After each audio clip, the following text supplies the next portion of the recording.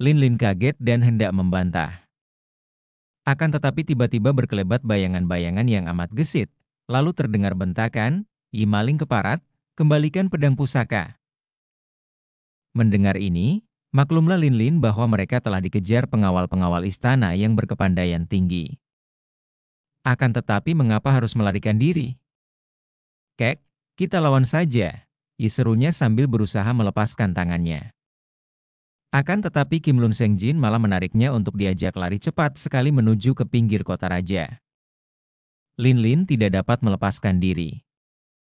Dengan gerakan yang luar biasa, Kim Lun Seng Jin sudah membawa Lin Lin melompati dinding tembok yang mengelilingi kota raja, sehingga para pengejar tadi makin tertinggal jauh. "Kek, kenapa kita mesti lari-lari seperti dua ekor tikus dikejar kucing? Memalukan sekali." Lin Lin mencela ketika mereka sudah turun di luar tembok kota raja, dan tangannya dilepaskan oleh Kim Lun Seng Jin. Kakek itu tertawa. "Bukan takut, melainkan aku tidak mau menyeretmu ke dalam kesulitan. Kau masih muda, Lin Lin, dan kau keturunan Raja Hitan. Kalau mereka mengetahui akan hal ini, kau akan dikejar-kejar terus dan selanjutnya kau takkan dapat hidup dengan tenteram. Pergilah, lanjutkan usahamu mencari kakakmu. Kita berpisah di sini. Latih baik-baik Hong In Bankin dan Hong In Liusan, dan kau takkan kecewa kelak. Tentang suling emas jangan khawatir. Kalau aku kebetulan bertemu dengannya, akan kutanyai dia apakah betul dia membunuh orang tua angkatmu. Kalau betul, percayalah, dia akan kuajak bertempur sampai 10.000 jurus. Sekarang cepat kau pergi, mereka sudah datang. Dan tinggalkan kau seorang diri menghadapi anjing-anjing dari istana itu, Kek? Tidak nanti." Lin Lin berdiri tegak, malah segera mencabut pedangnya. Wah, keras kepala, seperti Tayami. Kakek itu bersungut-sungut, lalu tiba-tiba tangannya bergerak dan tahu-tahu ia telah menotok pundak kiri Lin Lin. Karena darah ini sama sekali tidak pernah menduga bahwa kakek itu akan menyerangnya, tentu saja ia tidak dapat menghindarkan diri dan seketika ia merasa tubuhnya lemah sekali. Kakek itu tertawa bergelak, lalu tubuhnya melesat ke depan, menyambut datangnya para pengejar. Lin Lin tidak berdaya. Ingin ia lari membantu tapi tubuhnya lemas dan ia maklum, kalau bertempur dalam keadaan seperti ini, baru sejurus saja melawan orang biasa tentu ia akan roboh. Karena itu, ia hanya berdiri diam saja dan mendengar betapa kakek itu dikepung dan dikeroyok oleh para musuh yang berteriak-teriak. Agaknya kakek itu sengaja mempermainkan mereka, karena ia berlari-lari membiarkan dirinya dikejar-kejar dan akhirnya Lin Lin tidak mendengar suara apa-apa lagi. Sunyi di sekelilingnya. Kakek itu sengaja memancing para musuhnya untuk mengejarnya, menjauhi Lin Lin.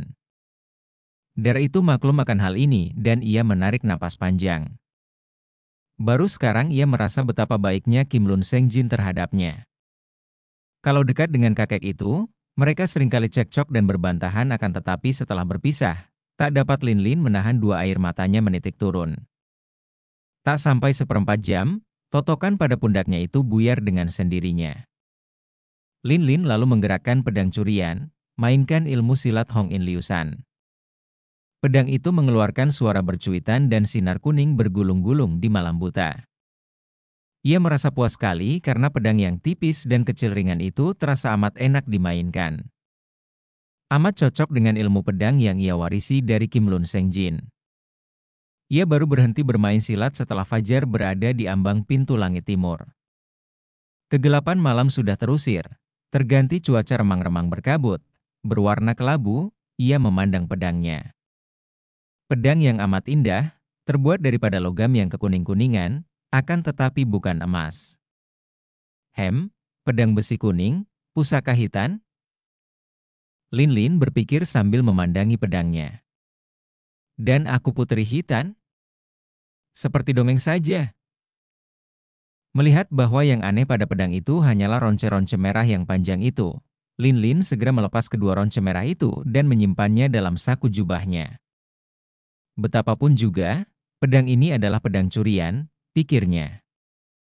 Kalau terlalu menyolok mata dan dilihat orang, Tentu sepanjang jalan hanya akan menimbulkan keributan belaka. Dengan hati bunga, senang, ia lalu berjalan menjauhi kota raja. Ia ingin menanti munculnya kedua orang kakaknya, yang tentu akan menuju ke kota raja pula. Untuk kembali ke kota raja sekarang terlalu berbahaya. Memang tidak ada seorang pun yang melihat dia memasuki istana. Akan tetapi keadaan di kota raja tentu sedang kacau. Penjagaan diperkuat dan orang-orang yang datang dari luar tentu dicurigai. Jangan-jangan pedangnya akan dikenal dan ia akan mengalami kesukaran kalau masuk kota raja. Lebih baik menanti munculnya kedua orang kakaknya itu di luar kota. Di sebelah barat kota raja terdapat sebuah hutan yang kecil tapi amat indah. Pohon-pohon di situ tampak subur dan seakan-akan teratur. Memang hutan ini adalah hutan tempat para anggota istana menghibur diri kalau keluar kota. Lin tidak tahu akan hal ini dan girang hatinya ketika memasuki hutan ini. Ia berjalan seenaknya memasuki hutan, mendengarkan kicau burung yang menyambut datangnya pagi. Lin memang memiliki watak periang. Kegembiraannya timbul melihat suasana indah dan mendengar kicau burung yang berloncatan di cabang-cabang dan ranting-ranting pohon. Kadang-kadang ia terkekeh ketawa melihat seekor kelinci muncul dari belukar, menggerak-gerakan sepasang telinga yang panjang dan mainkan bola mata yang bening lebar. Ada kalanya ia berloncatan gembira meniru burung kecil yang berloncatan di daun-daun sambil berkicau. Tiba-tiba Lin terkejut mendengar suara orang tertawa. Karena ia amat gembira dan memperhatikan burung-burung di atas pohon, tidak diketahuinya bahwa sejak tadi ada dua orang laki-laki memperhatikannya. Dua orang laki-laki itu kini menghadang di depannya sambil tertawa. Ketika Lin memandang, kiranya mereka adalah dua orang pendeta yang berkepala gundul. Dua orang Huaishio yang masih muda, pakaian pendetanya bersih, gundul kepalanya kurang bersih, karena sudah mulai ditumbuhi rambut baru. Sikap mereka riang dan wajah mereka berseri gembira, sama sekali tidak patut menjadi wajah pendeta yang biasanya serius dan alim. Lin tersenyum melihat bahwa yang tertawa adalah dua orang pendeta. Pendeta-pendeta tidak perlu ditakuti, dan kegembiraannya timbul kembali. Selamat pagi, Jiwai Suhu, Bapak Pendeta berdua, serunya riang. Pagi yang indah sekali, bukan? Dua orang Huaishio itu saling pandang, dan tertawa lebar. Seorang di antara mereka, yang alis matanya tebal, maju selangkah. Selamat pagi. Memang pagi yang indah sekali. Agaknya karena ada nona yang cantik manis maka suasana begini menyenangkan. Siapakah nama nona? Kami berdua senang sekali dapat berkenalan dengan nona cantik jelita. Bukankah begitu, Su Heng, kakak seperguruan? Huaishio kedua mengangguk-angguk dan mulutnya menyeringai, memperlihatkan gigi besar-besar berwarna kuning. Memang betul. Dan hari ini kita tidak perlu tergesa-gesa kembali ke kelenteng, lebih senang main-main dengan nona ini di sini. Seketika keriangan Lin lenyap, terganti oleh kemarahan yang membuat kedua pipinya menjadi merah. Sepasang matanya yang bening seakan-akan mengeluarkan sinar berapi. Ih, kalian ini dua orang bajingan yang menyamar sebagai pendeta, ataukah pendeta-pendeta yang kemasukan iblis? Bagaimana dua orang gundul berpakaian pendeta begini kurang ajar? Minggir, biarkan aku lewat, aku tidak sudi bicara dengan kalian lagi. Ho, nanti dulu, manis. Si alis tebal cepat membentangkan kedua lengannya menghadang di tengah jalan. Bukan kebetulan kita saling bertemu di sini. Agaknya memang antara kita bertiga sudah ada jodoh. Kalau tergesa-gesa mau pergi juga, harus memberi ciuman dulu kepada kami, seorang 3 kali. Bukankah begitu, Su Heng? Ya, betul itu. Di tempat sunyi begini, tak usah malu-malu, nona, kata si gigi kuning. Jahanam bermulut busuk. Lin membentak. Tubuhnya berkelebat dan sekali kedua tangannya mendorong dengan jurus dari ilmu silatnya Hong In Liusan. Dua orang Huaishio itu terjengkang roboh ke kanan-kiri. Kini Lin yang mendapat giliran tertawa nyaring bernada penuh ejekan. Hai Hik, kiranya kalian hanyalah dua ekor monyet gundul yang hanya pandai pentang mulut menghina wanita. Dua orang Huaishio muda itu kaget sekali, Sama sekali tidak pernah mengira bahwa darah remaja itu dapat melakukan penyerangan yang sedemikian dahsyat dan tiba-tiba. Mereka marah sekali dan lenyaplah keinginan hati mereka untuk mempermainkan Lin. Kini dengan mata merah mereka meloncat bangun, penuh nafsu menyakiti gadis ini. Gerakan mereka cepat dan tahu-tahu mereka telah melolos sebatang cambuk dari ikat pinggang. Cambuk hitam yang panjang dan melihat gerakan cambuk di tangan, dapat diduga bahwa mereka adalah ahli-ahli bermain cambuk yang mahir sekali. Bocah setan, berani kau main gila terhadap Pinceng? Aku? Seru si alis tebal. Sute, kita cambuki pakaiannya sampai ia telanjang bulat, kata si gigi kuning dengan nada gemas. Tar, dari depan dan belakang dua batang cambuk itu mengeluarkan bunyi dan menyambar-nyambar di atas kepala Lin. Namun seujung rambut pun gadis ini tidak menjadi gentar. Malah kemarahannya memuncak. Monyet-monyet gundul tak tahu diri. Hajaran tadi masih belum cukup bagi kalian, ya? Manusia berwatak kotor macam kalian kalau tidak dibasmi, hanya akan mengotorkan dunia dan mengganggu wanita saja. Setelah berkata demikian Lin menggerakkan tangan kanan dan serat, tampak sinar kuning menyilaukan mata karena pedang besi kuning sudah berada di tangannya. Bagus, kau berani melawan? Rasakan cambukan ini. Cambuk dari depan menyambar, disusul cambuk dari belakang dan di lain saat tubuh Lin sudah terkurung dua batang cambuk yang menyambar-nyambar bagaikan dua ekor ular hidup. Kiranya dua orang Huaishou muda itu tidak terlalu menyombong. Permainan cambuk mereka memang hebat, cepat dan kuat sekali. Namun kali ini mereka bertemu dengan Lin yang baru saja mewarisi ilmu Hong In Ban Qin. Ilmu yang membuat ia dapat mengerahkan ginkang yang hebat sehingga tubuhnya berubah ringan dan cepat laksana gerakan seekor burung walet. Betapapun cepatnya dua batang cambuk itu melecut dan menyambar, tubuh Lin lebih cepat lagi bergerak, berkelebat di antara sambaran cambuk diselimuti gulungan sinar kuning dari pedangnya. Memang hebat sekali Lin setelah ia mewarisi ilmu dari Kim Lun Seng Jin. Apalagi di tangannya sekarang ada sebatang pedang pusaka terbuat daripada besi aji yang amat ampuh. Dengan sinar yang menyilaukan mata pedangnya berkelebat dan dua orang Huaishou muda itu berteriak kesakitan ketika cambuk-cambuk di tangan mereka itu putus semua berikut ujung lengan baju dan sebagian dari kulit dan daging lengan mereka. Semua terbabat oleh sinar pedang yang menyilaukan dan berhawa dingin itu. Tentu saja mereka terkejut dan ketakutan. Lalu melarikan diri sambil memegangi kepala seakan-akan merasa khawatir kalau kepala mereka pun akan terbabat putus. Bagus sekali. Benar-benar Kiam Hoat, ilmu pedang, yang amat indah dan lihai. Lin cepat menengok. Kiranya tak jauh dari tempat pertempuran itu tampak seorang laki-laki muda duduk di atas punggung kudanya. Pemuda ini berusia 20 tahun lebih, bermuka bundar dengan jidat lebar. Sepasang matanya lebar dan menyinarkan kejujuran, alisnya tebal, hidungnya agak pesek, mulutnya membayangkan keramahan. Biarpun bukan wajah yang dapat disebut tampan, namun ia tidak buruk rupa, bahkan wajahnya yang sederhana ini menyenangkan hati orang. Pakaiannya pun sederhana dan bersih, rambutnya digulung ke atas dan dibungkus sutra berkembang. Gagang sebuah pedang yang tampak menandakan bahwa ia pun seorang yang tidak asing akan senjata tajam.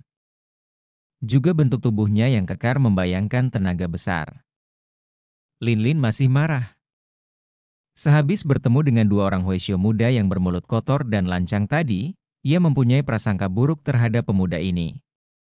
Kalau laki-laki yang sudah menjadi Huaishou saja seperti tadi kurang ajarnya, apalagi yang masih muda seperti ini. Dengan muka merah dan mulut cemberut, ia membalikkan tubuh menghadapi pemuda itu, lalu menghardik. Memang Kiam Hoatku indah dan lihai, juga pedangku ini cukup tajam untuk memenggal leher setiap orang laki-laki ceriwis dan kurang ajar. Kau mau apa ikut campur? Ada semenit pemuda itu melongo. Matanya yang lebar itu makin melebar ketika ia memandang Lin. Pada matanya terbayang kekaguman luar biasa dan sesungguhnya. Ia memang kagum sekali setelah darah ini sekarang menghadapinya. Wajah Lin seakan-akan menyihirnya, membuat jantungnya jungkir balik dan kepalanya puyeng, matanya berkunang-kunang. Belum pernah selama hidupnya ia melihat seorang darah seperti ini, Dan belum pernah ia mengalami guncangan seperti ini pula menghadapi seorang gadis. Linlin makin tidak sabar. Agaknya laki-laki ini kurang ajar pula.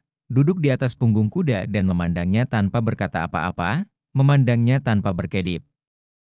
Ia membanting kaki dan memaki. Ya apa kau kira aku ini barang tontonan maka matamu melotot terus memandangku? Pemuda itu tersenyum.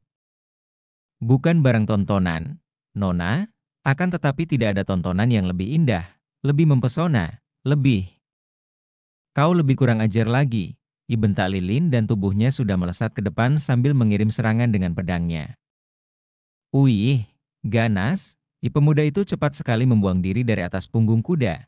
Berjumpalitan beberapa kali dan ketika kedua kakinya sudah berdiri di atas tanah, ternyata ia telah mencabut pedangnya yang berkilauan seperti perak. Baiklah, Nona. Kalau kau ingin mencoba kepandaian, mari kulayani. Agaknya kau murid orang pandai dan patut menjadi lawanku bertanding pedang. Ia melambaikan tangan kiri menantang. Gerakan pemuda tadi amat mengagumkan hati Linlin. Gadis ini pun maklum bahwa lawannya kali ini bukanlah seorang sembarangan, bukan macam dua orang Huaishou tadi. Akan tetapi ia tidak takut. Dan perasaannya ini ia keluarkan melalui bibirnya yang merah. Biar ada 10 orang macam engkau, aku tidak gentar. Hahaha, ada satu saja orang macam aku sudah terlalu repot bagimu, apalagi ada 10 orang.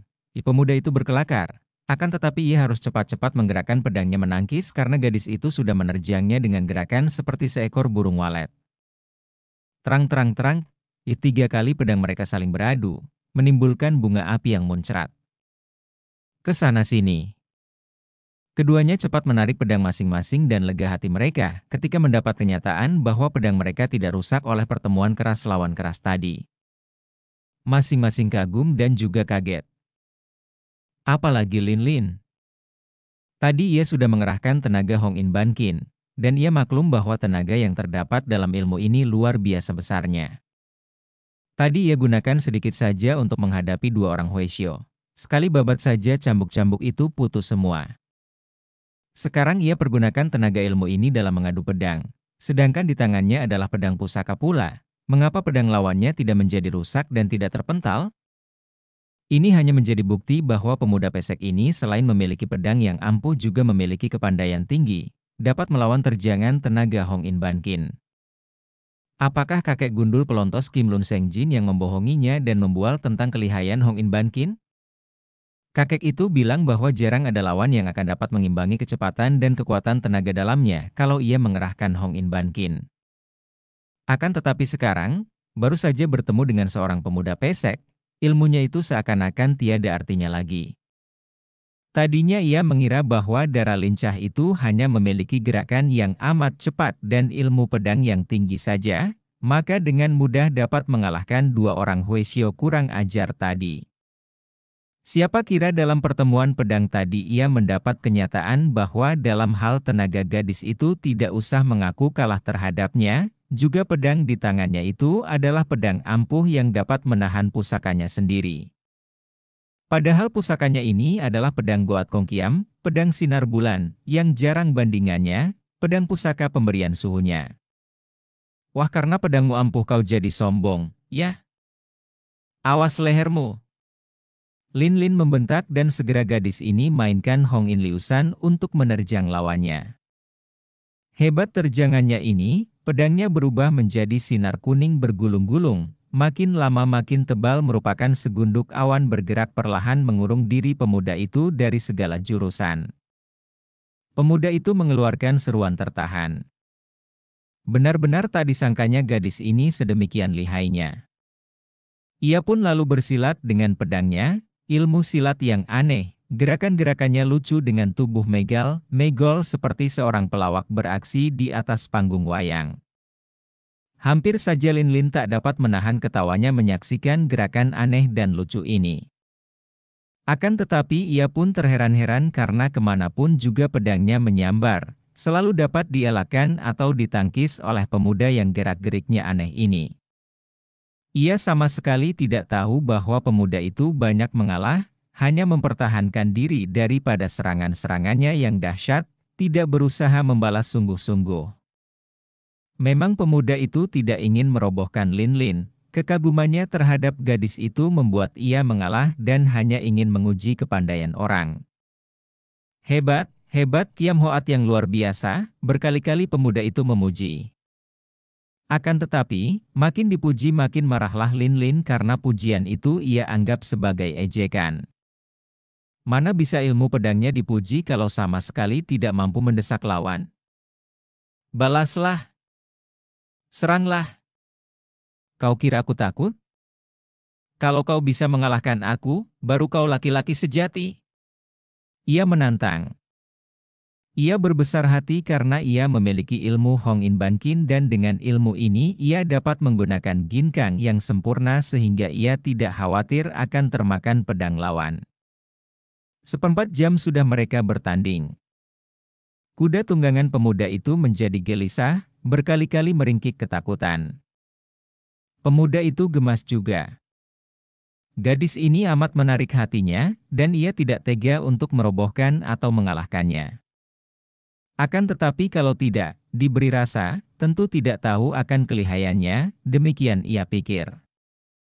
Bangkit harga dirinya sebagai seorang laki-laki.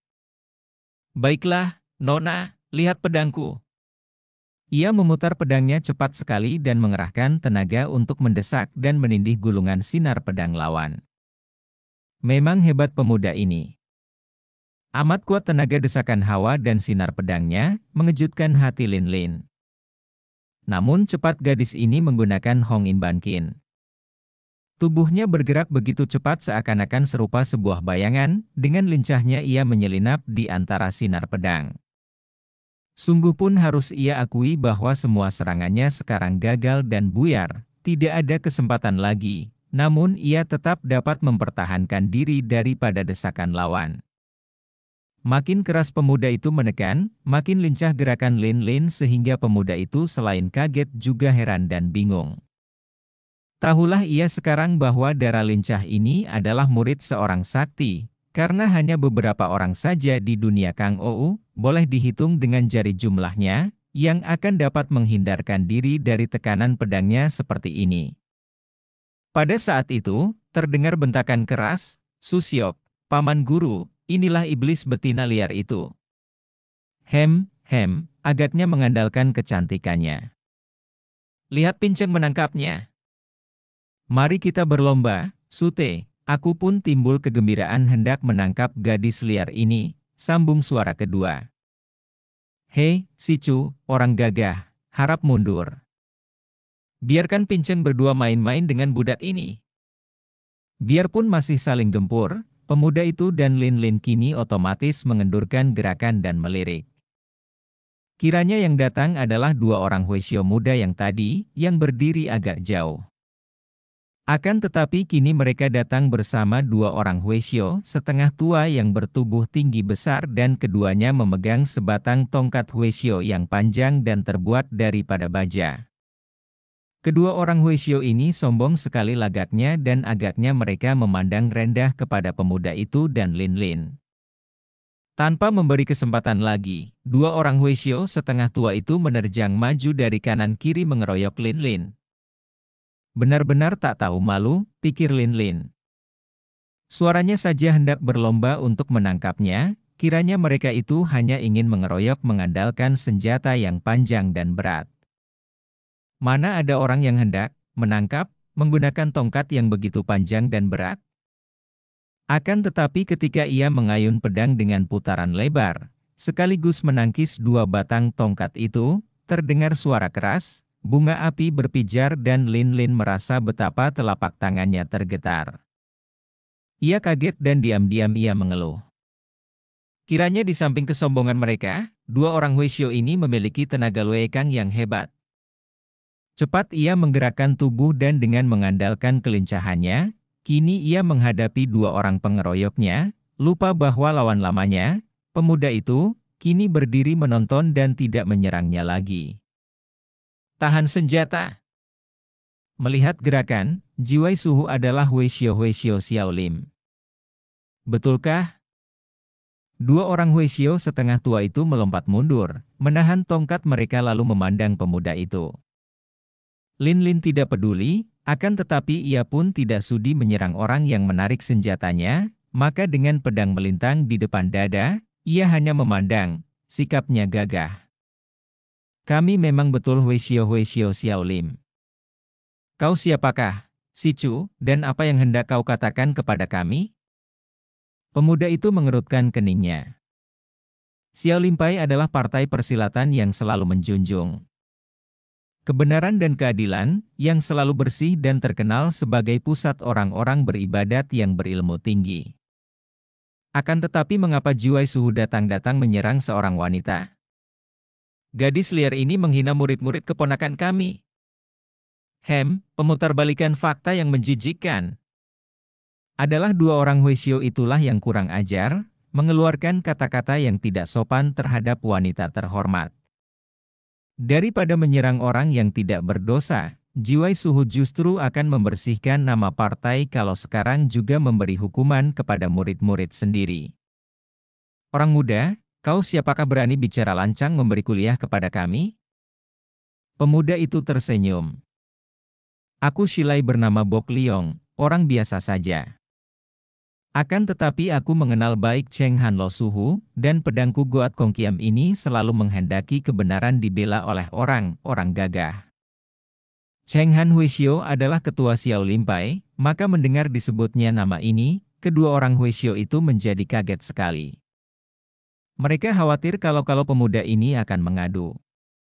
Memang akhir ini banyak sekali anak buah para Huishio yang tersesat, mabuk oleh kesenangan duniawi dan mempergunakan kesempatan selagi negara kacau dan ketua dari pusat tidak sempat melakukan pengawasan, mereka mengumbar nafsu jahatnya.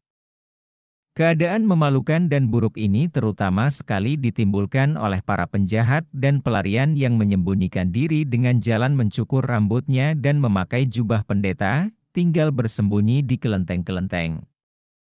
Merekalah yang menjadi guru dan menyeret para Huishio muda yang belum teguh batinnya dan masih lemah imannya ke jalan sesat. Dua orang Huishio ini hanya merupakan kepala dari sebuah kelenteng kecil, sudah terlalu lama berkecimpung di dalam keduniaan, maka hanya pada lahirnya saja seperti pendeta, namun batinnya sudah menjadi penjahat-penjahat hamba nafsu buruk. Keparat, kau benar-benar kurang ajar. Kau kira kami takut padamu? Sute, kau hajar dia ini, biar pincang menangkap nona liar. Kalau tidak diberi hajaran, tidak akan kapok orang-orang muda kepala batu ini. Dua orang Huishio Xiao Limpai itu terlalu memandang rendah orang muda. Mereka mengandalkan kepandaian yang tinggi dan senjata tongkat yang berat. Pula, memang ilmu tongkat atau ilmu toya dari Xiao Limpai amat terkenal kuat. Namun pemuda itu adalah murid orang sakti, juga Lin Lin telah menerima gemblengan dari seorang sakti yang tingkatnya sejajar dengan ketua Xiao Limpai pusat sendiri. Maka kalau mau dibuat perbandingan, tingkat dua orang Huishio itu masih jauh di bawah. Aku tidak ingin kau bantu, seru Lin Lin sambil menggerakkan pedang menghadapi serangan seorang Huishio. Siapa membantumu, Nona? Aku pun diserang oleh Huishio palsu ini, jawab pemuda yang bernama Lai Bok Liong itu sambil menggerakkan pedang pula menandingi lawannya. Pertempuran seru terjadi, terpecah menjadi dua. Nona, adu ilmu antara kita boleh ditentukan sekarang. Siapa yang lebih dulu mengalahkan lawan, dia yang lebih unggul antara kita, pemuda itu berseru. Baik, seorang laki-laki tidak melanggar janjinya, seru Lin Lin girang. Gadis ini sebentar saja dapat melihat kelemahan lawan dan ia yakin akan dapat merobohkannya dalam waktu cepat, maka usul pemuda itu diterimanya dengan girang. Melihat tongkat itu menyodok ke arah dadanya, Lin Lin sengaja berlaku lambat, membiarkan lawan lengah dan kegirangan. Beberapa sentimeter sebelum ujung tongkat mengenai dadanya, tiba-tiba ia miringkan tubuhnya, menggunakan jurus Pekwan, Hian Ko, lutung putih berikan buah, dari ilmu silat ayahnya, tangan kirinya menangkis dengan jari-jari terbuka, dan pedangnya bergerak cepat ke depan. Inilah gerakan susulan dari Hong In Liusan yang tidak terduga dan amat cepat datangnya. Huisyo lawannya itu menjerit kesakitan, tongkatnya terlepas dan pangkal lengannya terobek pedang sampai kelihatan tulangnya. Sambil tersenyum manis tapi penuh ejekan, Lin Lin membalikkan tubuh memandang ke arah pemuda pesek itu, siap untuk mengejek dan berbangga akan kemenangannya. Akan tetapi tiba-tiba wajahnya berubah merah sekali. Apa yang dilihatnya? Pemuda itu ternyata sudah lebih dulu merobohkan lawannya. Huisyo lawan pemuda itu sudah rebah dengan pundak berdarah. Akan tetapi pemuda itu berkata, "Nona, kita berhasil dalam waktu yang sama. Hayo kita berlomba merobohkan dua orang Huisyo ceriwis itu." Lin Lin melihat betapa Huisyo muda yang dua orang tadi telah melarikan diri tunggang langgang melihat betapa kedua orang paman guru mereka telah roboh.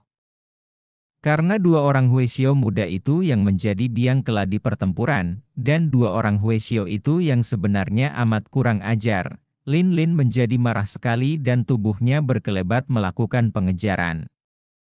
Ia melihat sesosok bayangan dengan cepat juga berkelebat di sampingnya.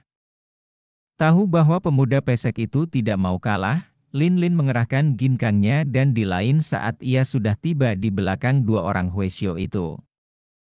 Pedangnya menyambar dan dua orang Huisyo itu menjerit, roboh terguling. Dua orang Huisyo muda itu terluka pahanya. Karena menganggap bahwa dua orang Huisyo itu jahat sekali, Lin Lin kembali menggerakkan pedang hendak membunuh mereka. Terang bunga api berpijar ketika pedangnya bertemu dengan pedang di tangan Lai Bok Liong. "Nona, harap jangan bunuh mereka. Mereka adalah Huisyo Xiaolim.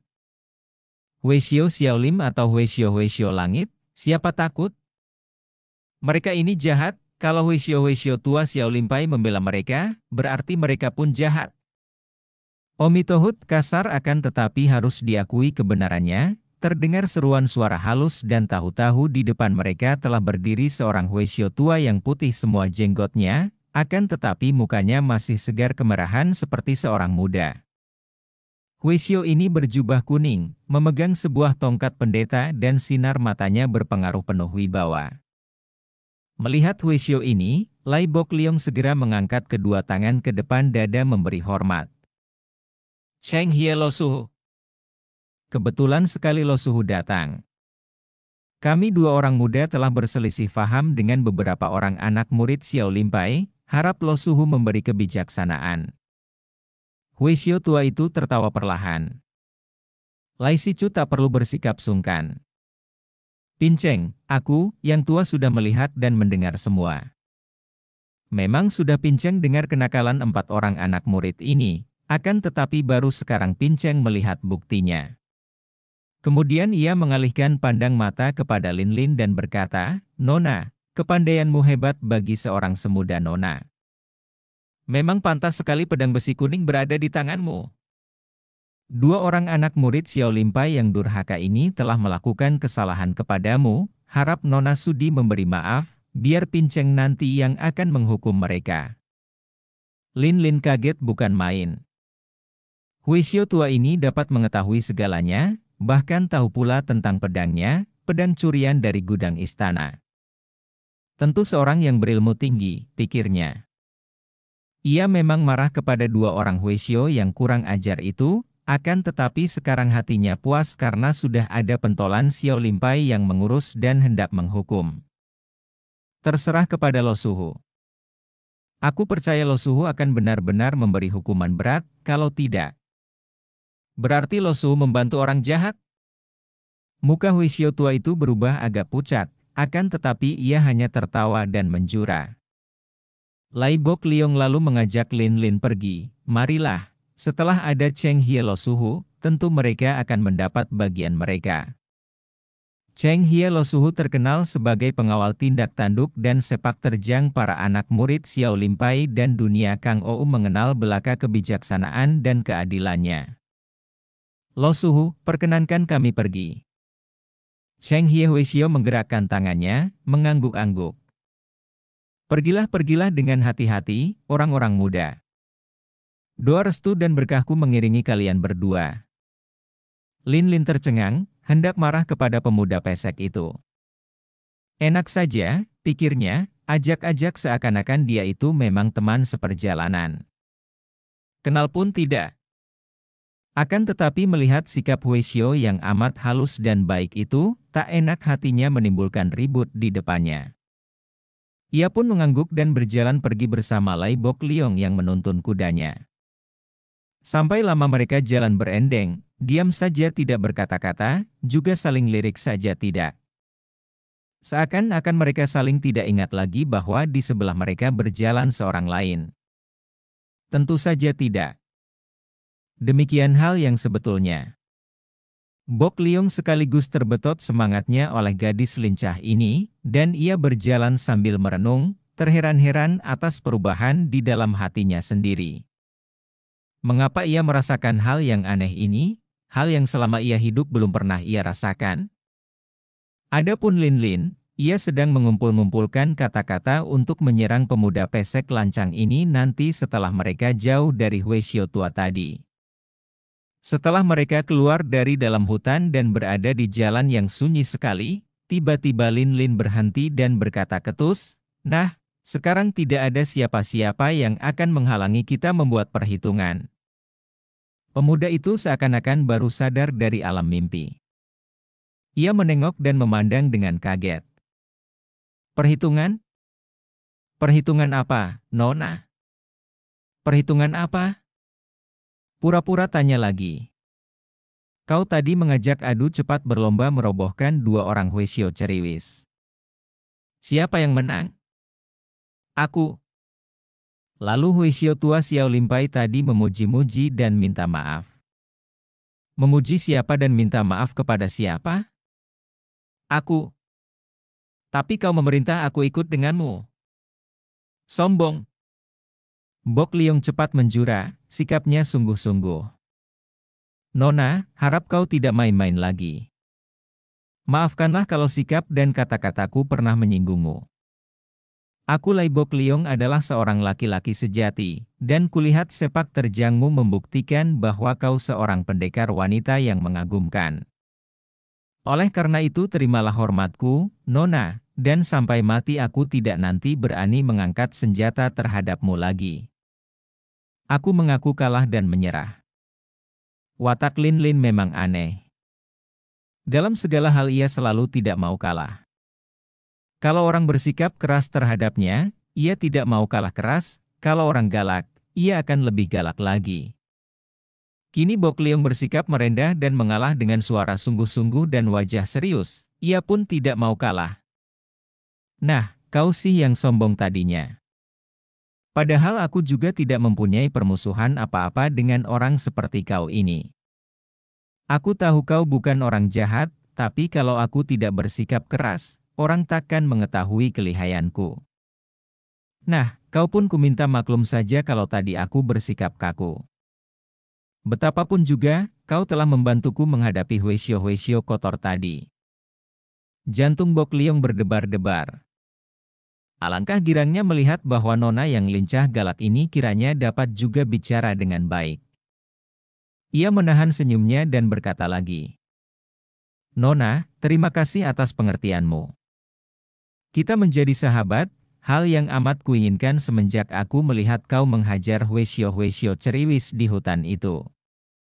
Sekali lagi, namaku Lai Bok Liong, biarpun bukan seorang tokoh besar di dunia Kang Ou, akan tetapi aku mengenal hampir semua tokoh Kang Ou, kecuali tokoh-tokoh besar yang masih muda seperti kau. Bolehkah aku mengetahui nama dan julukanmu?" "Terus terang saja, aku yang banyak mengenal ilmu silat, tahu akan dasar-dasar gerakan ilmu silat dari Go Bei Pai, Kun Lun Pai, Xiao Lim Pai, Hawasan Pai dan banyak partai persilatan lain lagi, tapi sama sekali buta akan ilmu silatmu yang luar biasa tadi, Nona." Lin Lin merasa diayun-ayun di atas awan saking bangga dan girangnya mendengar kata-kata pujian yang keluar sejujurnya dari mulut pemuda itu. Setelah ia pandang-pandang, pemuda berhidung pesek ini wajahnya menarik dan menyenangkan hati juga, sikapnya jujur dan sopan tapi tidak bermuka-muka atau menjilat, sikap sewajarnya dari seorang yang memasang isi hati pada wajahnya. Timbul rasa suka di hatinya disertai kepercayaan besar. Apalagi tadi ia mendengar bahwa Bok Liong ini mengenal hampir semua tokoh Kang Ou. Siapa tahu pemuda ini bisa memberitahu kepadanya tentang suling emas, atau mungkin juga tentang kakaknya, Bu Song. Wajahnya seketika berseri, matanya bersinar-sinar, bibirnya yang manis itu tersenyum sehingga pemuda itu merasa betapa tiba-tiba kedua lutut kakinya lemas dan gemetar. Memang hebat daya pengaruh asmara yang mulai menggerogoti jantung seorang pemuda. Hanya si pemuda yang bersangkutan sendiri yang dapat merasakannya. Kalau seorang pemuda sedang bercinta, terutama sekali kalau mulai jatuh cinta, segala sesuatu pada diri dara yang dicintainya tampak hebat luar biasa. Kerling mata yang tajam melebihi pedang pusaka langsung menusuk dada menembus punggung. Senyum sepasang bibir merah membasah bagaikan 1000 manis dari madu yang memabukkan dan membuat kepalanya pening 7 keliling dengan mata berkunang-kunang. Kilauan gigi putih berderet rapi yang hanya tampak sekilas di balik sepasang bibir segar, lebih ampuh daripada sinar petir yang langsung menyambar kepala memasuki tubuh menyelusup ke seluruh tulang sumsum. Tidaklah terlalu mengherankan apabila Bok Liong berdiri dengan kedua lutut gemetar ketika ia menghadapi wajah Lin Lin yang berseri-seri itu. "Kau kira aku seorang yang buta?" Demikian Lin Lin mulai kata-katanya yang kini terdengar manis, hilang sama sekali ketusnya. "Aku pun sekali bertemu saja tahu bahwa kau bukan orang jahat, akan tetapi aku harus yakin dulu." "Tuako, ya, lebih baik ku sebut kau Tuako, kakak, karena kau tentu lebih tua daripada Sinko, kakak Sin." Berapa sih usiamu?" Mau tak mau Bok Liong tersenyum. Setelah gadis ini bersikap jenaka seperti ini, ia merasa betapa sinar matahari menjadi lebih terang daripada tadi. "Usiaku hampir 22 tahun. Nah, betul dugaanku. Sinko baru 20 tahun, aku sendiri baru 17. Sampai di mana aku tadi? Oh ya, tentang nama. Namaku Lin Lin, Shi. Kam. Kam Lin Lin, indah benar namamu, Nona." "Wah, kalau kau masih menyebut nona-nonaan segala, aku pun akan menyebutmu dengan tuan-tuanan. Bagaimana pendapatmu, Tuan Besar?" Bok Liong tertawa bergelak, kemudian terheran. Seingatnya baru kali inilah ia dapat tertawa sampai begitu keras sampai basah kedua matanya. Benar-benar mengherankan. Apa yang terjadi dengan dirinya? Habis, aku harus menyebut bagaimana? Kau betul. Kau menyebutku Tuako, kalau begitu kau adikku, Moi Moi. Nah, begitu baru enak bicara. Terhadap seorang tuan mana aku sudi mengobrol begini. Lain lagi kalau terhadap seorang kakak. Maksudmu, terhadap seorang sahabat baik seperti kakak sendiri, potong Bok Liong. Sama saja, apa bedanya? Tuako, kulihat tadi ilmu silatmu juga hebat sekali. Siapakah gurumu? Kalau orang lain yang menanyakan hal ini, tentu Bok Liong takkan mau menerangkannya. Selama ia berkecimpung di dunia Kang Ou, hanya beberapa orang tokoh besar saja yang tahu murid siapa pemuda lihai ini. Akan tetapi terhadap Lin Lin yang sekaligus sudah merobohkan jantung menawan hatinya, ia tidak berani berbohong, apalagi tidak menjawab. Ia takut kalau gadis yang sekarang sudah jinak dan baik kepadanya ini akan mengamuk lagi dan memusuhinya. Tidak ada malapetaka baginya di saat itu yang akan lebih besar dan hebat daripada dimusuhi Lin Lin. "Nona, Lin Moi, adik Lin. Guruku terkenal dengan namanya yang sederhana sekali, malah sesungguhnya, orang lain termasuk aku sendiri tak pernah mengenal namanya karena ia hanya memperkenalkan Shi, nama keturunan, yaitu Shigan.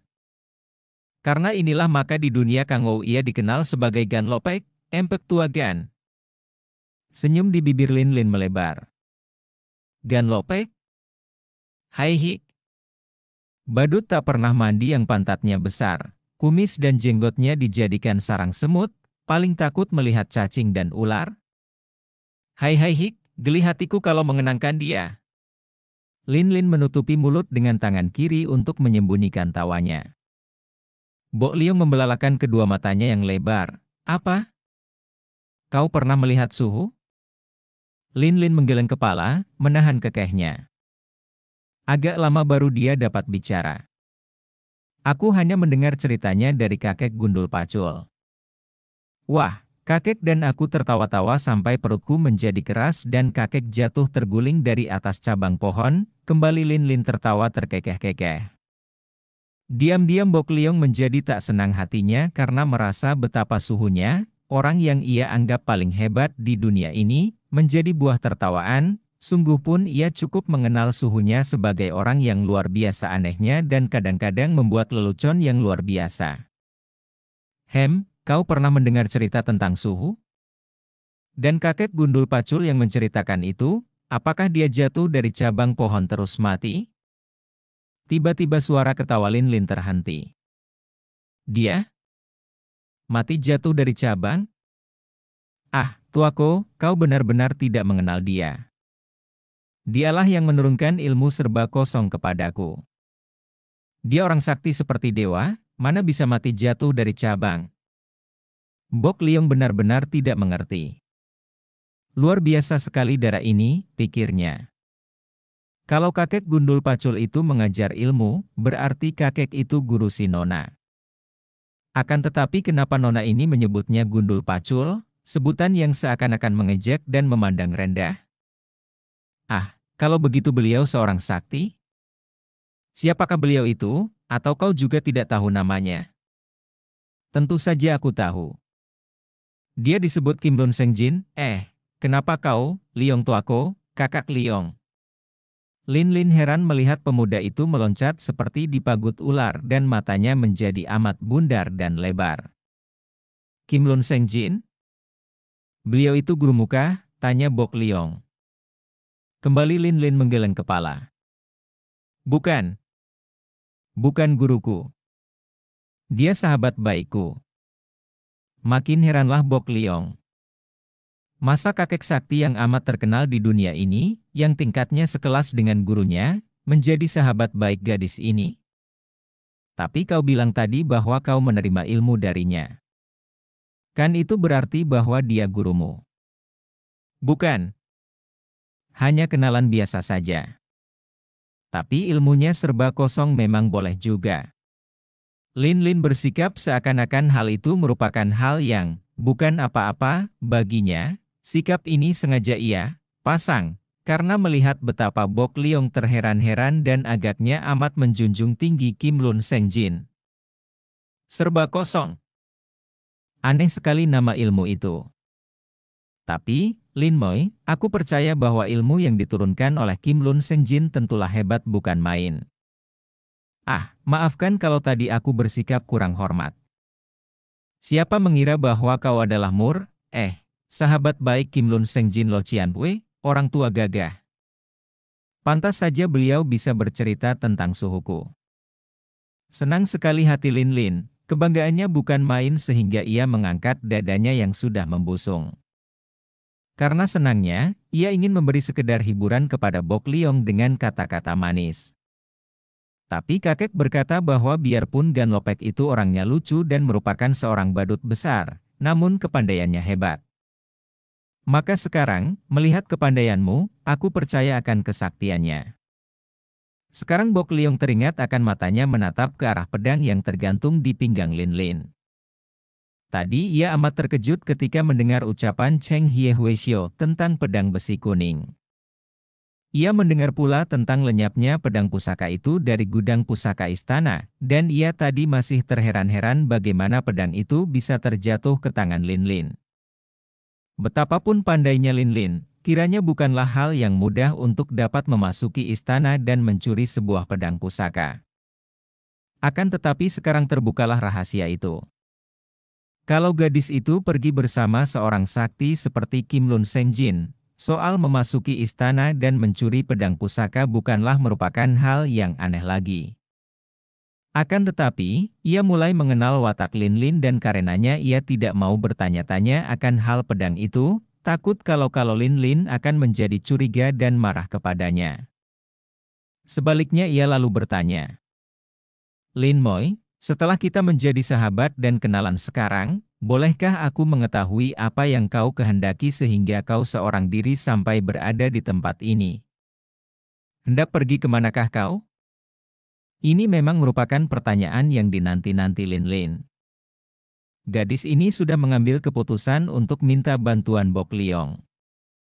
Kakek gundul Kim Lun Sengjin biarpun telah mewariskan ilmu dan mengajaknya ke kota raja, malah ke dalam istana dan mencuri pedang, namun tidak berhasil menolong dia mendapatkan musuh besarnya, juga kakak angkatnya. Setelah mendengar tentang sangkaan Kim Lun Sengjin mengenal asal-usulnya dengan bangsa Hitan, makin besar keinginan hatinya untuk bertemu dengan Busong, karena dialah satu-satunya orang yang boleh diharapkan akan dapat menceritakan asal-usulnya, karena ketika ia diambil anak oleh Jenderal Kam, tentu Busong sudah besar dan dapat mengingat semua peristiwa di waktu itu. Liong Tuako, sebelum aku menjawab pertanyaan-pertanyaanmu, lebih dulu kau jawablah. Apakah kau akan suka membantuku? Tentu saja. Dengan segala senang hati aku akan membantumu. Apakah yang dapat kulakukan untukmu, Moi Moi? Tanpa syarat? Tanpa syarat bagaimana? Tentu saja, aku harus mendengar dulu apa urusanmu itu dan apa yang harus kulakukan. Bibir manis itu cemberut, tapi bagi Bok Liong malah tampak makin manis. Kalau begitu, tak usah kau membantuku. Ucapanmu itu menyatakan bahwa tidak sepenuh hatimu kau berniat membantuku. Kalau sepenuh hati suka membantu, tentu tidak akan bertanya-tanya lagi, apa saja urusannya, tetap akan suka membantu.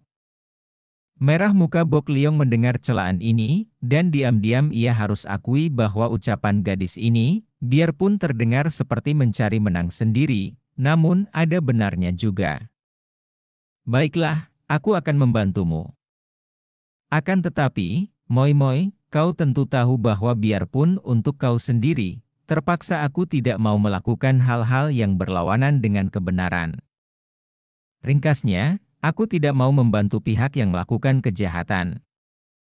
Bok Liong terpaksa menghentikan kata-katanya karena seketika Lin Lin menjadi marah sekali. Gadis ini berdiri tegak, mengedikkan kepala, kedua tangan di pinggang, pandang matanya keras. Sudahlah, kita tidak jadi bersahabat. Aku tidak sudi bersahabat dengan orang yang tidak percaya kepadaku sedangkan aku amat percaya kepadamu. Tubuhnya membalik dan berkelebat pergi. Bukan main kagetnya hati Bok Liong. Ia pun cepat mengerahkan ginkangnya untuk mengejar, nanti dulu, Moi Moi. Tunggu. Mari kita bicara. Akan tetapi Lin Lin tidak mempedulikannya, terus lari kencang. Karena ia mempergunakan ginkang dari Hong In Ban Kin, tentu saja larinya cepat sekali, mengalahkan kuda betina yang kabur dikejar kuda jantan. Dan Bok Liong sampai berkeringat karena harus mengerahkan seluruh tenaga mengejar. Lin Moi, tunggu dulu. Aku percaya padamu. Lin Lin mendengar derap kaki kuda. Kiranya Bok Liong yang melihat betapa gerakan Lin Lin amat gesit dan cepat kembali ke tempat tadi, meloncat ke atas punggung kudanya dan membalapkan kuda tunggangnya itu, melakukan pengejaran. Tapi ilmu lari cepat yang dipergunakan Lin Lin benar-benar luar biasa sekali. Kalau gadis itu sudah matang dalam melatih Hong In Ban Kin, kiranya pemuda itu biarpun berkuda takkan mampu menyusulnya. Sekarang pun sukar sekali Bok Liong dapat menyusul. Setelah berkejaran hampir 2 jam dan mereka tiba di luar kota Paoteng sebelah selatan kota raja, barulah Lin Lin tersusul. Hal ini pun hanya karena gadis itu kehabisan napas, terpaksa ia berhenti dengan napas memburu. Sepasang pipinya menjadi merah seperti buah tomat karena darahnya bergerak cepat setelah berlari selama itu. Bok Liong cepat-cepat melompat turun dari atas kudanya dan menghadapi Lin Lin yang berdiri cemberut. Bok Liong kembali mengangkat kedua tangan memberi hormat dan suaranya benar-benar penuh bujuk rayu. Adikku yang baik, Moi Moi yang baik budi, maafkanlah aku yang tolol. Aku sungguh tidak mengerti mengapa kau marah-marah kepadaku. Kalau kau suka menjelaskan, biarlah aku akan membunuh diri kalau memang aku berbuat dosa terhadapmu. Di dalam hatinya Lin Lin tertawa geli dan mengira pemuda itu membadut. Akan tetapi karena ia masih mendongkol, ia menjawab ketus, kau sudah tidak percaya kepadaku, mengapa masih memperlihatkan sikap bersahabat? Siapa bilang aku tidak percaya, Lin Moy? Aku percaya 1000% kepadamu. Percaya mati-matian dan bulat-bulat. Bok Liong sengaja bersikap jenaka dan benar saja. Dara yang memang pada dasarnya berwatak jenaka gembira itu sebentar saja sudah hilang marahnya. Kau bilang percaya hanya di mulut tapi di hati kau menyangka aku akan melakukan hal-hal jahat dan akan menyeretmu ke dalam perbuatan-perbuatan yang berlawanan dengan kebenaran. Bagus, ya. Lain di mulut lain di hati, berani sumpah tak berani mati. Kini tiba giliran Bok Liong yang tertawa geli di dalam hatinya. Entah dari mana Dara ini memungut kata-kata sindiran yang merupakan istilah dalam panggung sandiwara itu untuk mengukur watak laki-laki. Wah, benar aku telah bersalah, Lin Moy, akan tetapi sungguh mati bukan maksudku untuk tidak percaya kepadamu. Nah, sekarang bunuh dirilah. Aku ingin sekali lihat, kata Lin Lin sambil duduk di atas tanah, di bawah pohon.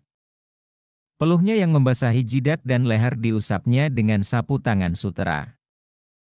Bunuh diri. Apa maksudmu? Pakai tanya lagi. Kan kau sendiri yang tadi berjanji hendak bunuh diri kalau berdosa kepadaku. Nah, kau bunuh dirilah. Atau memang kau pun termasuk golongan yang berani sumpah tak berani mati? Waduh, masa kesalahan begitu saja dianggap dosa besar yang harus ditebus dengan nyawa? Lin Moy, harap jangan main-main. Biarlah, aku mengaku salah dan tidak akan banyak tanya lagi. Aku akan membantumu tanpa syarat dan tanpa tanya-tanya lagi. Sekarang katakan, apa yang dapat kulakukan untuk membantumu? Apakah kesukaranmu, kata Bok Liong sambil duduk pula di atas tanah, berhadapan dengan Lin Lin. Kudanya yang juga tampak lelah itu beristirahat sambil makan rumput gemuk hijau di pinggir jalan, ekornya dikebut-kebutkan ke kanan kiri mengusir lalat, kelihatan girang dan lega kuda itu setelah tadi berlomba lari. Kini wajah Lin Lin tampak sungguh-sungguh. Memang ia tadi mendongkol, akan tetapi tidak mendalam dan puaslah ia sudah dapat balas menggoda Bok Liong. Kini dengan suara serius ia berkata, Liong tuaku, sebetulnya pikiranku amat bingung. Aku mencari musuh besar tidak bertemu, mencari kakak angkatku juga tidak berhasil, malah kakak Busin dan Enci Sian Eng pun sampai sekarang tidak bertemu kembali denganku, entah lenyap kemana mereka itu. Tahulah sekarang Bok Liong bahwa gadis ini adalah seorang dara remaja yang hilang dalam arti kata terpisah dari dua orang kakaknya. Ia tidak memotong, melainkan menanti gadis itu melanjutkan penuturannya. Kami bertiga pergi meninggalkan dusun kami di kaki Gunung Chinlingsan dengan niat mencari musuh besar kami, juga mencari kakak angkatku yang semenjak kami lahir tak pernah kami temui. Celakanya, kami bercerai-berai dan aku mencari sendiri, dibantu oleh kakek gundul Kim Lun Seng Jin. Namun hasilnya sia-sia belaka. Kakek gundul itu ternyata tidak becus membantuku, tak dapat membawaku kepada kakak angkatku, juga tidak tahu di mana adanya musuh besarku. Nah, sekarang aku minta bantuanmu, Liong tuaku, bantulah aku mencari mereka itu. Bok Liong tertawa. Hatinya lega bukan main. Ah, Lin Moy, kau ini memang suka bikin orang bingung. Kalau tadi kau bilang hanya bantuan seperti ini saja, tentu aku 1000 kali setuju. Akan kubantu engkau, Moy Moy. Akan tetapi, tentu saja aku harus tahu lebih dulu siapakah gerangan mereka yang kau cari. Siapakah musuh besarmu itu? Aku sendiri juga tidak tahu, akan tetapi menurut dugaan kami, dia adalah si suling emas. Tiba-tiba Bok Liong meloncat sampai 1 meter lebih. Mukanya berubah dan ia memandang kepada Lin Lin dengan bengong. Lin Lin juga meloncat dan membanting kakinya.